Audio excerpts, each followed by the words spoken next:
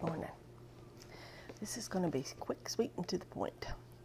I had quite an evening last night just before I went to bed, crying and carrying on and telling Jesus this is what you need to do and blah, blah, blah, blah.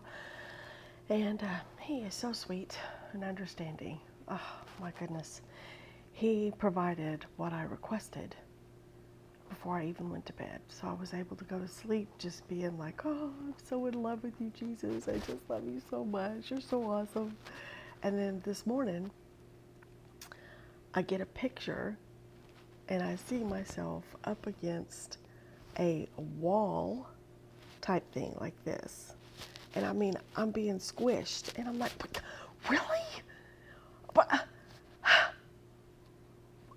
and you're going to ask me why I believe that suffering is my lot in life.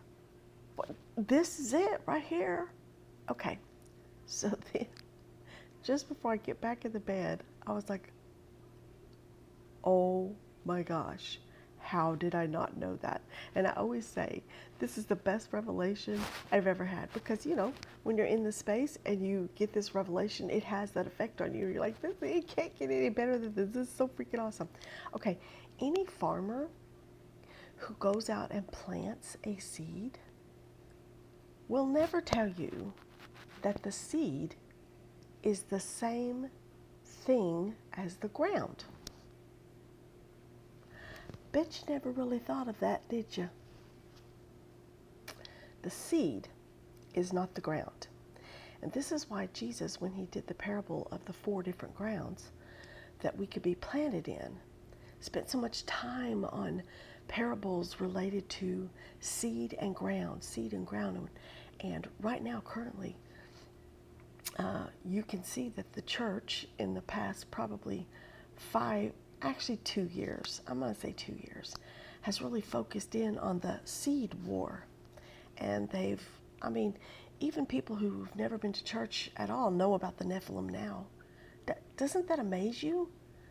I mean, the Nephilim before, even last year, was like, oh, those are those crazy people. You got to stay away from them. They've got some weird idea about this and that and whatever else.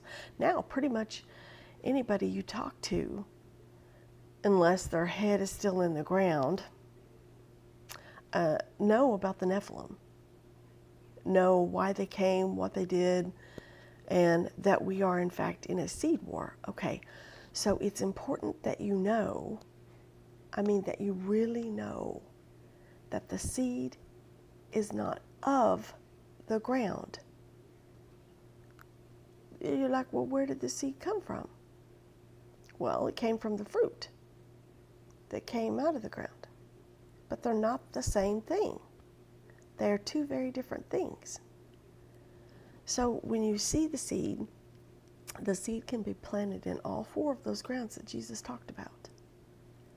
And every time it comes up, the fruit that contains the new seed has come through that ground, thereby winning the territory. And now that you know that, you can go, thank you, Jesus. Thank you for the ground. Everything that happened in the previous territory was absolutely necessary to bring forth the growth of the new fruit that contains the new seed. Oh, that is so beautiful. Because then guess what's going to happen? That seed is going to come out of that fruit, and it's going to be planted in the next ground. And then the next ground is going to bring forth even more fruit. Do you see how humanity has moved along in its thinking? It's because of what Jesus did over 2,000 years ago. He became the seed. He was the seed planted in the ground. He won the territory. Isn't that just incredible? Now here's the thing y'all people's got to know. When I was up like this, I was being crushed. Crushed, not rescued. crushed. And the parable about all the different harvests, we've got barley, we've got wheat, we have the olive, and we also have the grape. There's crushing in it. He's letting us know there are different types of harvest because the seed goes forth and it brings forth the new fruit. And I'm sorry, none of us are going to escape that crushing. So for those of you who keep wanting to escape something, let me tell you something about Jesus. His seed is precious. It's precious. And if he has moved heaven and earth to plant his seed as you in a ground, he ain't going to leave you there. He's going to crush you because it's the only way that you will bear fruit. However, if you want to keep resisting and keep resisting and keep resisting, guess what's going to happen? You're going to be in that ground, and when he comes back, he's going to say, you wicked, unfaithful servant, cast him out. He bore no fruit, he just stayed buried. Just like in the parable where the dude was like, I know you're a wicked taskmaster, so I buried my seed. And I wanted, so that when you came back, I'd give you back what you gave me. I ain't going to be in conjunction with you. I ain't going to line up with you. And he's like, fine, you're not a servant. Get. Should have never been entrusted. But here's the thing. Jesus entrusts his precious seed with all manner of people in order to give them choice. That's how loving and beautiful Jesus is. He's no respecter of persons. He knows who you are from the very beginning. He knows if you're going to bear fruit or if you're not. But he wants to give you the choice. So I'm here to tell you, don't you think for 1 minute that your status, your position, anything at all in this temporal world is going to save you from Jesus when he comes to harvest his fruit.